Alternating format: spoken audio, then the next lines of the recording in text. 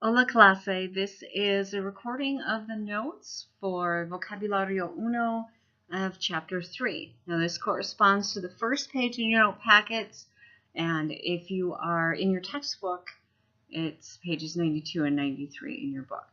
You're going to need to have your packet with you so that you can write down the vocabulary that you need, okay, as we go through the notes. Okay, so we're starting out by talking about things at school. So school supplies, items in a classroom, and then a bunch of verbs that have to do with school as well. So en la escuela is kind of the title of this step. So la sala de clase is the term for classroom. Okay, literally a living room of class, but sala de clase. El pupitre. Pupitre is a desk, and it usually refers to a small student desk. So pupitre. Pregunta is a question. So for instance, el alumno tiene una pregunta. Okay. And you hear me use this term all the time. I ask, oh, hay preguntas? I'm asking if there are any questions. So pregunta. Okay, your next set of words, and there's quite a lengthy list like this, is verbs that have to do with school. Okay? And you're not going to notice that they all end in AR. It's going to be one of our grammar topics for the chapter. So the first one is enseñar, to teach. So for instance, el profesor enseña. Hablar, to speak or to talk. So again, another example would be like ella habla mucho. She talks a lot. Estudiar, to study. So estudiar. Escuchar, to listen. So for instance, escuchar música, listen to music. Or escuchar a la profesora, to listen to the teacher. Escuchar. Mirar, to look at or to watch. So perhaps you, in a phrase, ella mira el video. She watches the video. Mira. Okay, now you notice in my examples, I'm dropping the R from the word when I use the he or she form. That's one thing that you're going to see even here at the beginning, is that the he or she form of these verbs, you're going to drop the R off of the end. So like enseña, habla, estudia, escucha. Okay. Prestar atención, to pay attention to something. So prestar atención. Levantar la mano. Okay, so mano is the word for hand. Levantar la mano, to raise your hand. So an example might be la alumna levanta la mano porque tiene una pregunta. Okay, contestar, to answer. Okay, so again, another AR verb, contestar. Dar. Okay, this is a verb we're going to talk about specifically, kind of individually, but it means to give. So in this case, dar un examen, to give a test. And there's an alternative word for test, which is prueba. A lot of times pruebas used to talk about like a smaller quiz, whereas examen, a test. But dar una prueba or dar un examen, to give a test or to give a quiz. Tomar. Okay, so tomar is to basically to take in. So ella toma un examen, she takes a test. Los alumnos toman el examen, they take the test. We'll change the R to an N at the end of that word. So toman un examen. All right, the next phrase, sacar una nota, just means to get a grade. Okay? Usually you're going to add the word buena or mala to that to talk about the type of grade. So sacar una nota buena, to get a good grade. Sacar una nota mala, to get a bad grade.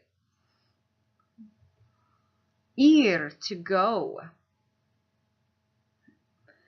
Again, ir, dar, and estar are the last three words on this screen. Ir means to go, dar means to give, and estar means to be. And these are all verbs we're going to talk about separately because they don't quite follow the pattern that the rest of these little AR verbs here on our list do. Okay, but for now we just need to know what they mean. Ir means to go, dar to give, and estar to be. Right, so that's the first set of your words. Pause this if you need to finish up that part of the section before I switch the screen. But I'm going to give you some example sentences right now, this part of the first page. Okay, so first set of examples, we've got a little narrator here. She's talking to us about what's going on in class. So she says, Mi profesor habla español. Paco tiene una pregunta. Él levanta la mano. Notice levantar to levanta. El profesor contesta la pregunta. Okay, so we look at the question. ¿Tenemos un examen hoy? Sí, tenemos un examen hoy. Again, the blue words are new vocabulary. That's what we need there. Okay, a little bit more about this. Okay, sí, hoy el profesor Salinas da el examen. Okay, so dar to da, he gives the test. Dar or da un examen. Los alumnos toman el examen. Okay, notice that N at the end tells us they take the test. So toman el examen. Okay. Elena saca una nota buena en el examen. ¿Por qué? Porque ella estudia mucho. Now, we're going to be talking about these two forms of por qué. First one saying why. The second one is responding with because. Pedro no estudia mucho. Él saca una nota mala.